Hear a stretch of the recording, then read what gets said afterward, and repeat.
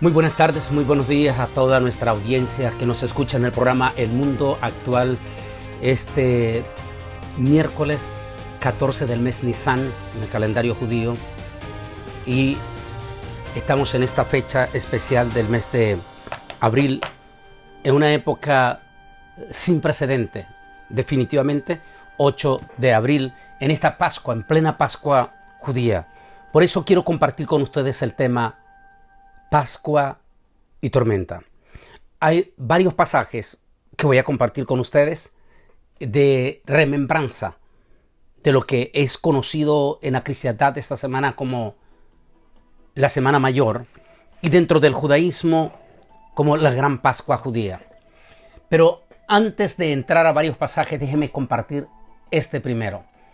Dice: viendo una higuera cerca del camino, se acercó, pero no halló nada en ella, sino hojas solamente. Y le dijo: nunca más nazca de ti fruto. Y al instante la higuera se secó. Al ver esto, los discípulos decían asombrados: ¿cómo es que se secó enseguida la higuera? Respondiendo Jesús les dijo: de cierto os digo que si tenéis fe y no dudáis, no solo haréis esto de la higuera, sino que si a este monte le decís: quítate y arrójate al mar, será hecho.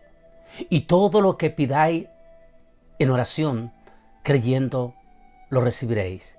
Dios bendiga esta santa y bendita palabra de Mateo capítulo 21 y del versículo 19 hasta el versículo 22. Este domingo, en una de nuestras conferencias, y que está disponible en estos instantes en nuestro canal de YouTube como Invitados a la Cena, aunque fue un enfoque de dos temas simultáneos, realmente el primero solo lo inicié para dar un pequeño enfoque y me centré en Invitados a la Cena y específicamente en la condición de nuestra iglesia. Pero hagamos remembranza un poquito más sobre este momento trascendental de esta semana histórica. Es por eso que el tema estoy titulándolo Pascua y tormenta. En especial cuando el primer ministro Benjamín Netanyahu daba una orden a nivel nacional en la televisión, donde total y absolutamente prohibido salir a las calles de Jerusalén y de todo Israel entre la noche de lo que nosotros conocemos el martes, el día de ayer, martes 7, y este día miércoles, es decir, por 2 días, que son los 2 días de la Pascua, de esta semana de Pascua que se inicia en Israel, completamente y absolutamente prohibido salir a las calles. El muro de los lamentos se miraba impresionantemente vacío desde aquel 7 de junio de 1967, cuando un comando israelí, después de combatir 36 horas contra las tropas jordanas y árabes, por fin conquistaron la parte este de Jerusalén, entre los cuales está el monte del templo y por supuesto el muro de los lamentos. Desde aquel 7 de junio y aquel célebre rabino histórico, heroico, que sonó con toda su fuerza el cuerno del chofar, a partir de ese momento se tomó la decisión del grupo religioso judío de permanecer prácticamente las 24 horas orando en el muro de los lamentos hasta que el Mesías apareciera. Era como que la palabra de Jesús se estaba cumpliendo cuando él dijo: desde ahora no me volveréis a ver hasta que estéis lista para decirme Baruch haba Hashem, bendito el que viene en el nombre del Señor. Y desde ahí se mantuvo. A mí me consta porque he tenido el privilegio de vivir en 2 ocasiones en Israel. y he sido testigo en el Muro de los Lamentos como a toda hora, sobre todo a la hora más difícil, entre la 1 de la mañana y las 4 de la mañana, siempre habían un mínimo de 10 judíos orando, que el acuerdo que se llegó entre el grupo de los diferentes grupos ortodoxos de asegurarse que siempre habrían un mínimo de 10 judíos orando en el Muro de los Lamentos para asegurarse las 24 horas. Pero ha llegado el 2020, ha llegado la Pascua del 2020 y en una forma sin precedente, el Muro de los Lamentos está completamente solitario. Mostraban imágenes impresionantes en el túnel de los Hasmoneos, donde definitivamente en esa parte más interna, más cerca al lugar de los santos, estaba completamente vacía. Recordando el pasaje que leímos el domingo sobre la entrada triunfal de Jesús, cuando Jesús le dice frente a la puerta que hoy está cerrada, conocida la puerta del Mesías, en esa puerta donde solamente sacerdotes y levitas podían entrar, ningún judío común y corriente, solamente sacerdotes y levitas, porque se tenía la convicción en el judaísmo en aquel momento que por esa puerta entraría el Dios mismo hecho carne. Cuando Jesús llegó frente a esa puerta y separó aquel grupo de encopetados religiosos que, como dijimos el domingo, hasta lo irrespetaron, Jesús quedó observando la entrada en esa puerta. Y al estar observando, se miró al gran rabino de Galilea, que sus mejillas se empapaban en lágrimas, mientras lloraba diciendo: oh, si tú también conocieras, al menos este tu día, lo que es para tu paz, pero ahora se te está encubierto a tus ojos. Vendrán días sobre ti cuando tus enemigos te rodearán con cerca, te sitiarán y por todas partes te estrecharán. Te derribarán a tierra y a tus hijos dentro de ti, y no dejarán en ti piedra sobre piedra, por cuanto no conociste o no detectaste este tiempo de visitación. Después de decir esa célebre palabra, Jesús entra y hace un desafío impresionante ante miles de judíos. No sabemos cuántos, pero habían miles porque era víspera de la Pascua. Habían judíos de toda la nación y también del resto de las naciones que habían venido para celebrar la Pascua. Ante aquella multitud de judíos que compraban sus diferentes ofrendas de promesa que ellos habían hecho durante el año en sus lugares de origen, Jesús desafió de una forma impresionante a aquellos comerciantes judíos que por la ley tenían permiso para vender todo lo relacionado a los sacrificios del templo. Pero solo que, como lo he dicho en múltiples de veces, lamentablemente aquellos comerciantes que estaban bajo la dirección del rabinato conocido como los seduceos, que eran los administradores del templo. Estos administradores, habían abusado de las convicciones y de la fe del pueblo a tal magnitud que ya no jugaban con las convicciones, manipulaban las convicciones del pueblo. Jesús los desafió profundamente a estos impresionantes líderes administradores del templo que se habían vuelto multimillonarios utilizando las convicciones del Señor. Tan millonarios habían vuelto que hasta tenían sus propias guardaespaldas. Jesús no solamente los humilló públicamente ante aquella multitud, sino que algunos dicen que en ese momento el propio Señor Jesús mostró su deidad como Dios, porque ninguno de los guardaespaldas pudo reaccionar cuando Él les botó a los encopetados religiosos aquellas preventas que tenían. Dice los evangelios, especialmente Lucas y Mateo, que describen esa historia, y Marcos, que aquel día estos líderes religiosos, que por cierto eran súper poderosos por cuanto se codeaban políticamente con el César, hicieron todo lo posible ese mismo día para buscar cómo deshacerse de Jesús en esa misma Pascua. Sin darse cuenta, solo estaban cumpliendo la profecía. Al siguiente día, Jesús regresó al templo. Regresó posiblemente para ya no volver más. Y estuvo desde la mañana hasta la pura tarde dentro del templo.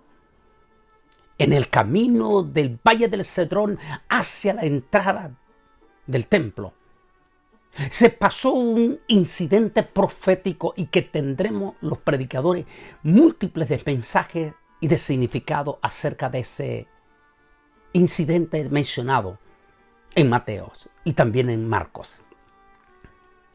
Jesús se acercó a una higuera. Esta es la época de abril. Los árboles de higuera, porque ya ha pasado, ha entrado ya lo que se conoce como la primavera. Los árboles están reverdecidos. Así que aquella higuera estaba reverdecida, pero no era tiempo de fruto. Sin embargo, como todo es alegórico, Jesús le reclama fruto a aquella higuera, que es símbolo del pueblo de Israel. Y como no encontró fruto, entonces maldijo aquella higuera. Y la higuera automáticamente se secó. Esto tiene profundo, pero profundo significado. Si bien es cierto, se puede comparar en aquel momento a la generación del pueblo de Israel, en los cuales está integrado por el liderazgo. Porque recuerde que los pueblos siguen a sus líderes. Es por eso que las decisiones de un líder pueden ser de súper bendición para su pueblo o pueden ser catastróficas para su pueblo. Como el liderazgo religioso no tuvo la capacidad de detectar el momento profético y trascendental en que se estaba enfrentando, hizo caer a toda la generación de Jerusalén en una catástrofe sin precedentes. Efectivamente, a veces nosotros mismos los líderes, hablando de nuestra iglesia cristiana, a veces la soberbia se nos puede venir hasta lo sumo, a lo importante, sobre todo si has llegado a ser un ministro de profundos éxitos y que te has llegado a convertir en un acaudalado personaje, económicamente hablando, como los saduceos. La soberbia es probable que llegue hasta lo sumo. Y la soberbia es la más grande enemiga para los contactos espirituales con Dios o para detectar los tiempos de Dios. El hermano del Señor llamado Jacobo, en nuestro libro Santiago, hace una declaración impresionante. Dice que Dios da gracia a los humildes, pero que no soporta ni siquiera estar cerca de los soberbios. Yo creo que lo que le pasó a estos encopetados religiosos debe de ser una profunda enseñanza para nuestros líderes en estos momentos de este 2020, en que nuestra iglesia está de rodillas entre sus casas, porque no puede asistir a sus templos. Debería de ser un momento profundo para estos líderes saduceos de este siglo 2020 para reflexionar profundamente y que no vaya a recaer sobre ellos aquella maldición. Digo, porque sin lugar a duda la historia se está repitiendo 2000 años después. Decía en ese mensaje que ya lo tenemos en YouTube, invitados a la cena, y que ya está en este momento en nuestro canal de YouTube, Antonio Bolaines Oficial. Decía en ese momento cómo cuando Jesús entra al templo, y estoy hablando de los invitados, y de cómo el peligro de no poder detectar el momento profético que estamos viviendo en estos momentos. En ese mensaje explico que hubieron sentimientos encontrados. Hoy en día los historiadores dicen que esta Pascua judía hace 2000 años no fue una Pascua de profundo entusiasmo en el pueblo judío, porque solo un día después de la gran cena del Seder, dicen, un judío inocente no solo se le había matado, sino que se le había humillado por las calles principales de la puerta de Judá. Y aquella muerte de aquel judío inocente produjo una profunda tristeza en aquella Pascua de los judíos en Jerusalén. A tal manera que dice que la mayoría mejor prefirieron estar encerrados en sus casas. Es como que la historia se está repitiendo, o sencillamente la historia se está repitiendo. Después de que Jesús desafió a aquellos encopetados religiosos que se habían enriquecido profundamente, al siguiente día Jesús, que es cuando pasó este incidente de la higuera, entró al templo. Estuvo todo el día con ellos en el templo. En el templo habían dos grupos que administraban el templo. Los saduceos, que eran los administradores económicos, es decir, los que tenían la potestad y el poder de comercializar con las ofrendas o las promesas, financieras que tenía el pueblo de Israel. El segundo grupo era el grupo de los fariseos, era el grupo más popular. Representaban prácticamente a los sacerdotes del templo. Hoy Jesús está en ese día, todo el día. Y por supuesto, tanto los fariseos como los saduceos, que ya para ese día en su totalidad se habían unido entre uno mismo. Ambos grupos en ese mismo día confrontaron a Jesús para ver si delante del pueblo trataban de humillarles como él los había humillado el día anterior. Uno de ellos, en nombre de los dos grupos, se acercó y le dijo a este escriba: Jesús, ¿con qué autoridad haces eso? Lo que hizo el día anterior, cuando botó las mesas, desbarató y soltó todo eso. Le digo, ¿con qué autoridad haces eso? Pero dice que lo hacían tentándolo. ¿Por qué? Porque lo que buscaban era palabras de una especie de alza, de como un revolucionario, como que Jesús se levantaba públicamente delante del pueblo ante el César. Y de esa manera estos hipócritas religiosos tratarían públicamente de denunciarlo ante el Imperio Romano para que de inmediato fuese sacado y llevado como un revolucionario, si usted le quiere llamar o como le quiera llamar. Jesús, que era el Dios mismo manifestado en carne, conociendo la maldad de ellos y conociendo que todo el pueblo estaba a la expectativa de Jesús, y que todo el pueblo tenía profunda simpatía por Juan el Bautista. Y estaban absolutamente seguros que Juan el Bautista era un profeta de Dios.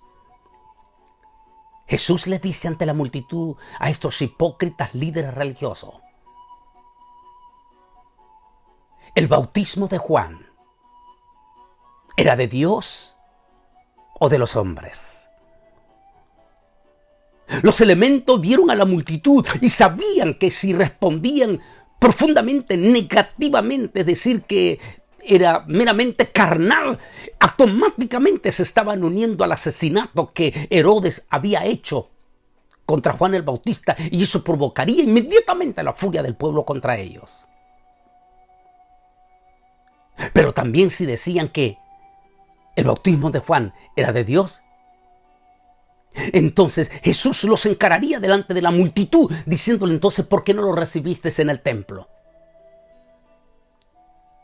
Así que conociendo ellos que no podían ni a la derecha ni a la izquierda responder, se negaron a responder y Jesús les dijo, entonces yo tampoco les responderé. E inmediatamente ante aquella multitud, Jesús dice un múltiple mensaje que viene desde el capítulo 22, 23 en su totalidad. Un mensaje largo y extenso. Pero yo les quiero leer esta parte que dice, pero vosotros no pretendáis que os llamen Rabí, porque uno es vuestro maestro. Moré en hebreo, que es algo profundo. El Cristo, y todos vosotros sois hermanos. Y no llaméis Padre a nadie en la tierra. Tengan mucho, pero muchísimo cuidado nuestros evangélicos, aún los que son miembros de estas iglesias apóstatas donde sus líderes se han enriquecido y hasta su guardaespaldas tienen hoy en día. Tengan muchísimo cuidado los ingenuos miembros que van con ellos. Tengan muchísimo cuidado de no llamar Padre a estos elementos, porque entonces están cayendo en un gravísimo problema. Y no llaméis Padre vuestro a nadie en la tierra, porque uno es vuestro Padre, el que está en los cielos. Ni seáis llamados maestros, maestros como los super ungidos, como los que tienen la única revelación, porque uno es vuestro maestro. Uno es el que tiene la unción. Uno es el que tiene el poder de la revelación. Se llama Jesús el Cristo. El que es mayor de vosotros sea vuestro siervo, porque el que se enaltece será humillado, y el que se humilla será enaltecido. Mateo 23, 8 al 12, y después comienza el poderoso mensaje de desafío a los fariseos, al siguiente grupo. Finalmente, Jesús fue expulsado del templo. Cuando salió del templo, lloró por segunda vez por Jerusalén en el Monte de los Olivos. Y fue cuando dijo, desde ahora, no me volveréis a ver, hasta aquel día en que estés lista. ¿Podría ser esta Pascua que estamos viviendo un momento duro pero fuertísimo a ambos pueblos? ¿Por qué digo ambos pueblos? Es decir, la iglesia y el pueblo de Israel. ¿Podría ser esta Pascua y Semana Santa para los cristianos un llamado duro y fuerte a que detectemos ese tiempo trascendental que estamos viviendo? Pascua y tormento. Eso es lo que está viviendo en este momento el pueblo de Israel. En esa encerrona profunda en los 2 días de Pesa, es decir, los 2 días de la Pascua. Como dije, el primer ministro dio un mensaje directo a la nación ayer, o sea, el día martes. Crece en el mes Nisan, porque fue antes de las 6 de la tarde, 7 del mes de abril, y que se extiende el 8 de abril y también el 14 del mes Nisan en su totalidad, y parte del 15 que comienza a las 6 de la tarde, o que ya inició. Mis queridos hermanos y amigos, en este momento de confinamiento que estamos teniendo sin precedente entre las naciones, y donde las noticias son desalentadoras, aterradoras sin lugar a duda, y donde nuestra propia iglesia evangélica en los Estados Unidos, especialmente en Nueva York, Nueva Jersey y Connecticut, ha sido golpeada hasta lo más profundo, porque al menos 25 de nuestros siervos del Señor, entre pastores y pastoras, han pasado en el Señor ante esta pestilencia. Algunos se debaten en el hospital. Ante esta situación terrible que estamos viendo, ante esta Pascua sin precedente, y recordando aquel momento trascendental cuando aquel rabino fue expulsado del templo. Y 2 días después, aquel rabino inocente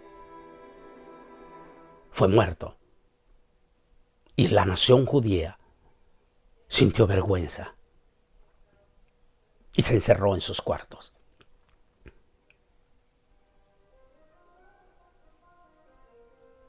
Es que la historia se está repitiendo. Y si esta historia se está repitiendo, entonces, ¿qué no te para en esta Semana Santa? Deberíamos entonces profundamente reflexionar, sobre todo aquellos líderes encopetados, incluyendo ya sean pastores que se conocen del movimiento neoliberal, como muchos de nuestros pastores en el área metropolitana, que se sienten orgullosos de ser ultralegalistas. No olviden que a ambos grupos los desafió el Señor, a los liberales y a los ultralegalistas, a unos por fariseos, o sea, hipócritas, y a otros por materialistas. Mis queridos hermanos y amigos, que esta Pascua de profundas reflexiones en nuestras casas nos traiga profundo sentimiento y digamos, quiero ser una higuera que da fruto. Es decir, que nos humillamos, que nos entregamos y que estamos dispuestos a detectar el tiempo trascendental. Y el Altísimo, que es todopoderoso, aumentará entonces nuestra fe en nuestros corazones y en nuestras convicciones. Aprendamos en esta profunda Pascua difícil y delicada y que no sabemos si el Altísimo nos permitirá la siguiente Pascua. Solo Él lo sabe. Sea lo que sea, procure, aunque sea en sus hogares, ser una higuera de bendición y no una higuera de maldición. Reflexionemos en el resto de los días que nos queda de esta Pascua, profundamente en el corazón, sobre la inminente venida de Cristo Jesús. Porque hoy no esperamos su primera venida, esperamos su segunda venida y con ella el arrebatamiento de la iglesia. Esperémoslo así, porque el Rey viene pronto.